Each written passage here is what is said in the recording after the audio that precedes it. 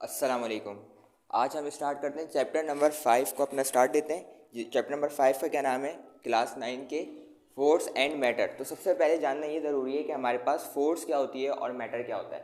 ठीक है, पहले क्या मैंने आपको बताया कि आज हम स्टार्ट करने जा रहे हैं चैप्टर नंबर 5 क्लास 9 का, और चैप्टर का नाम क्या है?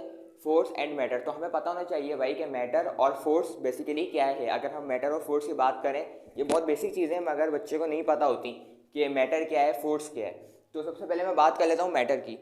ठीक है, मैटर क्या होता है? मैटर हमारे पास कोई भी चीज़ जो जगह को ऑक्यूपाई करे, कोई स्पेस ऑक्यूपाई करे और हमारे पास या उसका कोई ना कोई मास हो।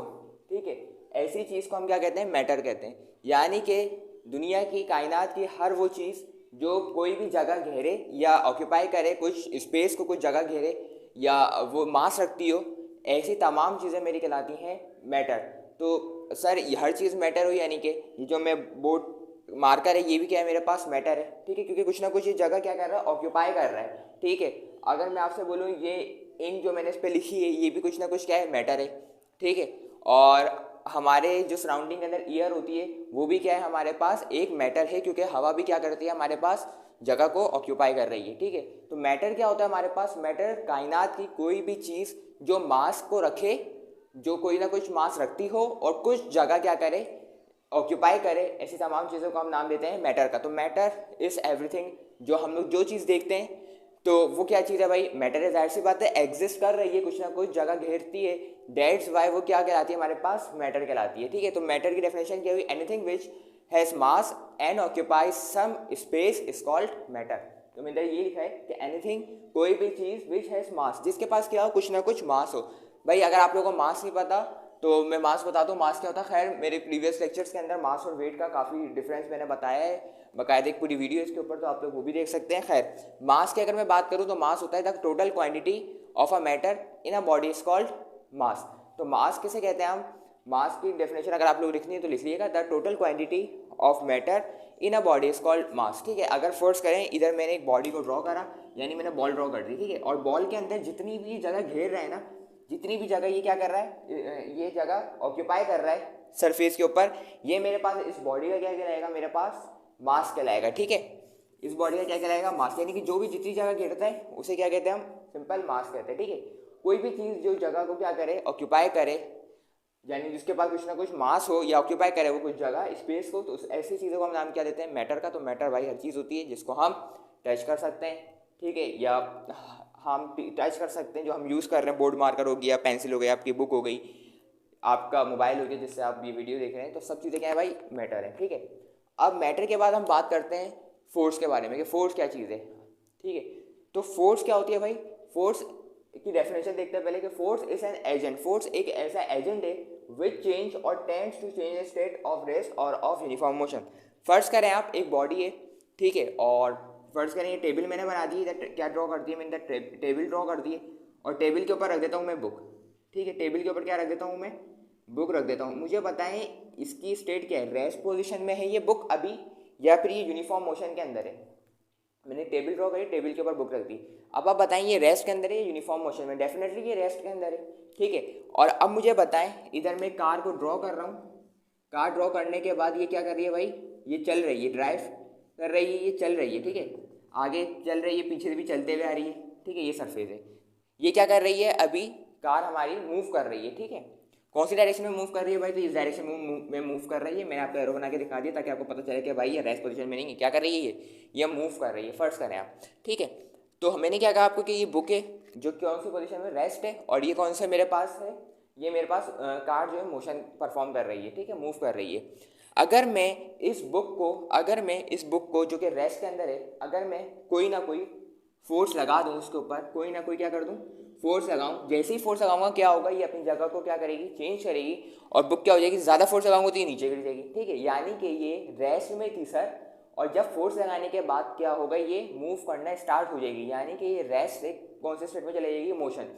आप लोगों को पता है कि हमारे पास दो ही चीज़ें एग्जिस्ट करती हैं, कौन कौन सी? Rest and second one is motion. ठीक है, हमारे पास दो चीज़ें ही क्या करती हैं? एग्जिस्ट करती हैं।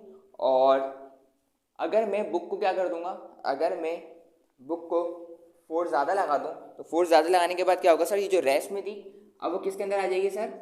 अब वो आ जाएगी डायरेक्ट हमारे पास मोशन के अंदर, ठीक है। ये तो बात हो गई, यानी कि हम कोई चीज़ ऐसी जो रेस्ट के अंदर हो उसको मोशन में करवाने के लिए हम जो भी चीज़ लगाएंगे उसे नाम क्या देंगे, फोर्स का। दोबारा सुनो, कोई बॉडी अगर वो रेस्ट में हो और उसको मूव करवाने के लिए, उस स्टेट को चेंज करवाने के लिए जो चीज़ हम लगाएंगे उसे हम क्या कहेंगे, सिंपल फोर्स कहेंगे, ठीक है। अब बात करते हैं इधर, हम मोशन की अगर बात करें, कार क्या कर रही है भाई, मूव कर रही है, कार क्या कर रही है, मूव कर रही है। अब ये मूव कर रही है, ठीक है। अब मैं कुछ ना कुछ फोर्स लगाता हूँ, ठीक है। अब वो ब्रेक से भी फोर्स लग सकती है, मगर मैं काम करता हूँ बहुत इसकी स्पीड ज़्यादा नहीं है, बहुत यानी कि एवरेज है। और अगर मैं इसको आगे से रोकूँ, फ़र्ज़ करें ऐसे ही, अगर मैं इसको आगे से रोकूँ, वैसे तो ब्रेक से ही रोकेंगे, मगर अगर मैं इसको आगे से पुश करूँ तो क्या होगा, ये मेरे पास रेस्ट पोजीशन में आ जाएगी। या मैं ब्रेक लगाऊँ तो क्या हो जाएगा मेरे पास, सिंपल ये रेस्ट पोजीशन में कार जो है आ जाएगी। तो क्या होगा भाई, ये मोशन से किस में चली जाएगी कार, क्या लगाने पे, फोर्स लगाने पे क्या होगा, फोर्स लगाने पे सर क्या होगा, मोशन में जो थी वो किस में चले जाएगा भाई, वो रेस्ट में चले जाएगी। मतलब ये कि अगर चाहे कोई बॉडी रेस्ट में हो या वो अपना मोशन परफॉर्म कर रही हो, अगर हम एक चीज़ लगाएंगे जिसका नाम क्या है, फोर्स है, अगर हम फोर्स लगाएंगे तो वो क्या करेगा, फोर्स एक ऐसा जरिया है जो क्या करेगा, हमारे पास स्टेटों को चेंज करेगा। और स्टेट को चेंज करना ही किसका काम है, फोर्स का काम है। इतना हमने सीखा क्या कि रेस्ट में था तो फोर्स लगाई तो क्या हुआ, बॉडी मूव हो गई, यानी कि मोशन में चले गई। और अगर हम इधर बात करें तो कार मोशन में थी, हमने फोर्स लगाने के बाद क्या हुआ, ये रेस्ट पोजीशन में आ गई। मतलब ये क्या चेंज हो रहा है, स्टेट चेंज हो रहा है, रेस्ट से मोशन में, मोशन से रेस्ट में। यानी कि फोर्स एक ऐसा एजेंट है जो क्या करता है, हमारी चेंज करता है, किसको, स्टेट्स को चेंज करता है। तो इधर यही लिखा हुआ है, force is an agent which change और tends to change the state of rest और of uniform motion of an object. कि वो क्या करता है भाई, स्टेट को रोकता है, चेंज स्टेट को चेंज करवाता है। अगर वो रेस्ट में तो रेस्ट को रोक पाता है, और अगर वो यूनिफॉर्म मोशन में तो यूनिफॉर्म मोशन को वो क्या करता है, चेंज करवाता है। और क्या लिखा हुआ है, और चेंजेस द डायरेक्शन और शेप ऑफ एन ऑब्जेक्ट। अब शेप की जो है हम डायरेक्शन किस तरह चेंज कर सकते हैं। फर्स्ट करें, इसने क्या करा, ज़्यादा फोर्स लगाई, कार स्पीड में आ रही है, मैं ज़्यादा फोर्स लगाई तो क्या होगा, कार क्या हो जाएगी, पलट जाएगी, या तो स्लिप करेगी यूं करके इस डायरेक्शन के अंदर, ठीक है। तो जब ये स्लिप करेगी तो इसकी डायरेक्शन क्या हो जाएगी, ऑब्वियसली चेंज हो जाएगी, ठीक है। और इसकी अगर ये अल्लाह ना करे इसका एक्सीडेंट हो जाता है भाई, तो क्या होगा, इसकी शेप भी चेंज हो जाएगी, जाहिर सी बात है, ठीक है ना, ज़्यादा तेज चलाएंगे इसको। तो खैर, फोर्स क्या है भाई, फोर्स एक ऐसा जरिया है जो क्या करेगी, हमारे पास स्टेट्स को क्या करेगी, जो चेंज कर सकती है हमारे पास रेस्ट से मोशन को, और मोशन को रेस्ट में। एंड सेकेंडली वो क्या कर सकती है, हमारे पास डायरेक्शन या शेप को क्या करेगी, चेंज कर सकती है। ऐसी चीज़ को क्या नाम देते हैं हम, फोर्स का। तो मैंने इधर ये डेफिनेशन लिखी है, force is an agent, force एक ऐसा जरिया है विच चेंजेस और tends to change state of rest और ऑफ यूनिफॉर्म मोशन, जो क्या करती है हमारे पास स्टेट को चेंज करने के काम आती है, ठीक है। और क्या करती है, वो डायरेक्शन को चेंज करती है, और किसी ना किसी शेप को वो चेंज कर सकती है अगर हम ज़्यादा फोर्स लगाएंगे, ठीक है। फर्स्ट करें, ये मार्कर है, बोर्ड मार्कर है, इसके ऊपर मैं ज़्यादा फोर्स लगा देता हूँ। खैर ये तो अभी दबेगा नहीं इधर से, अगर मैं इसको ज़्यादा फोर्स लगा देता हूँ तो क्या होगा, ये ख़राब हो जाएगा, टूट जाएगा, सिंपल, ठीक है। तो अब क्या करते हैं भाई, इसका शेप भी चेंज हो जाएगा। तो यही बात मैंने इधर लिखी। इसका फॉर्मूला क्या होता है फोर्स का, तो भाई फोर्स को हम डिनोट करते हैं एफ से, ठीक है। और इसका फॉर्मूला क्या होता है, आप इधर देख के बताएं, फोर्स किसके इक्वल होता है, मास इनटू ए। सर एम क्या है, मास, ए क्या है, एक्सेलरेशन, सही है। एम क्या है, मास, ए क्या है, एक्सेलरेशन। आप लोगों ने सही पढ़ा होगा चैप्टर नंबर 2 के अंदर, चैप्टर नंबर 2 के अंदर, सॉरी 3 के अंदर, वो सॉरी 2 के अंदर। तो मास का मुझे बताएं यूनिट क्या होता है, मास का यूनिट होता है, मास का यूनिट होता है क्या, हम यूनिट बनाते हैं फोर्स का, ठीक है। मगर बात सुनो, अगर गलती से भूल जाओ कि भाई क्या होता है फोर्स का यूनिट, तो घबराने की जरूरत नहीं है, इस तरीके से ड्राइव करने की कोशिश करा करो। मुझे बताओ मास का यूनिट क्या है भाई, मास का तो पता होना चाहिए, आप लोगों को पढ़ चुका पहले, ठीक है। मास का क्या है, केजी। एक्सेलरेशन का क्या होता है, मास का तो केजी हो गया है ना, force is equal to M है ना, तो मास इसके बराबर हो गया, मास का यूनिट क्या हो गया, केजी। एक्सेलरेशन का क्या होता है sir, metre per second square, metre per second square, ठीक है। तो फोर्स का क्या यूनिट हो गया मेरे पास, KG into metre per second square, KG into metre per second square मेरा यूनिट हो गया। अच्छा, इसी पूरे टर्म को जो है ना, इतना लंबा यूनिट है, तो इसको रिप्रेजेंट करने के लिए हम क्या बोलते हैं कि ये 1 न्यूटन के इक्वल है। क्या है, 1 न्यूटन के इक्वल है। तो फोर्स को जो बेसिकली मेजर किया जाता है उसको न्यूटन में किया जाता है, कि 5 न्यूटन की फोर्स हमने अप्लाई करी बॉडी के ऊपर, ठीक है, 10 न्यूटन फोर्स हमने अप्लाई करी, तो हम ये नहीं बोलते कि 10 KG metre per second square हमने अप्लाई करा, ये हम इस तरह नहीं कहते हैं। हम क्या करते हैं भाई, सिंपल कहते हैं कि 1 न्यूटन, 2 न्यूटन, 3 न्यूटन, 4 न्यूटन, इतनी फोर्स है हमारे पास, ठीक है। इसको हमने स्टैंडर्डाइज कर दिया। अब हम बात करते हैं किसके हवाले से भाई।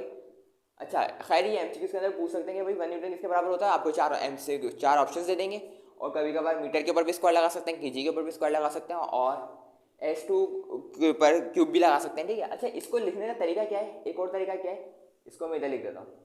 सर इसको और किस तरह लिख सकते हैं, केजी को तो केजी लिखेंगे, ठीक है, इंटू मीटर को ऐसे ही लिखेंगे, और ये जो S2 है ना, S2 का मतलब S2 नहीं पढ़ते, इसको S का स्क्वायर पढ़ते हैं। अब ये ऊपर जाएगा तो इसकी पावर क्या हो जाएगी, सिंपल हमारे पास इसकी पावर हो जाएगी -2। तो भाई ये तरीका भी सही है और ये तरीका भी सही है। तो देख लो भाई फोर्स का क्या यूनिट होते हैं, फोर्स का ये भी यूनिट होता है, फोर्स का ये भी यूनिट होता है, और फोर्स को न्यूटन भी हम कहते हैं। अगर उसके अंदर तीनों ऑप्शन आ गए और चौथा ऑप्शन डेफिनेटली इसका क्या होगा भाई, ऑल ऑफ दीज। तो आप लोग किसमें लगाएंगे, ऑल ऑफ दीज के अंदर। तो एमसीक्यूज में ये पूछ सकते हैं, तो आप लोगों को पता होना चाहिए भाई। तो बेसिकली रूल है, पावर को ऊपर लेके जाएंगे तो पावर किस में जाती है, माइनस में। अब हम बात करते हैं फोर्स एक्टिंग ऑन सॉलिड्स, ठीक है, सॉलिड्स के बारे में बात करते हैं। फर्स्ट ऑफ ऑल आपको पता होना चाहिए कि सॉलिड क्या होता है भाई। आपको पता है मैटर की कितनी टाइप्स होती हैं, मैटर की कितनी टाइप्स होती हैं sir, solid, liquid, gas, and fourth one is plasma. Plasma खैर इतना पढ़ाते नहीं है हमारे इधर। तो खैर हम सॉलिड के ऊपर बात करते हैं कि सॉलिड के ऊपर हम फोर्स किस तरीके से लगा सकते हैं, और अगर लगा भी दें तो क्या फ़र्क आता है, और अगर बहुत ज़्यादा लगा दें तो सॉलिड्स के ऊपर क्या फ़र्क आता है। ये एमसीक्यू पॉइंट ऑफ व्यू से बहुत इंपॉर्टेंट है भाई, तो सीख लो, ठीक है। तो सॉलिड क्या है हमारे पास, फर्स्ट है ना, ये क्या है हमारे पास, कंटेनर है। सॉलिड क्या होता है, उसके अंदर जो हमारे पास पार्टिकल्स होते हैं वो क्या होता है, टाइटली पैक्ड होते हैं। क्या होता है भाई, टाइटली पैक्ड होता है हमारे पास। ये आपको पता होगा, ये बच्चों वाली बात बता रहा हूँ मैं आप लोगों को, ठीक है। आप लोगों को पता ही है इसके जो वो होते हैं, क्या होते हैं हमारे पास जो मॉलिक्यूल्स होते हैं वो क्या होते हैं हमारे पास, टाइटली पैक्ड होते हैं। डेट्स वाई ये क्या परफॉर्म कर रहे होते हैं, वाइब्रेटरी मोशन क्या क्या कर रहे होते हैं, परफॉर्म कर रहे होते हैं। ये कौन सा मोशन परफॉर्म कर रहे होते हैं, सॉलिड्स के जो मॉलिक्यूल होते हैं।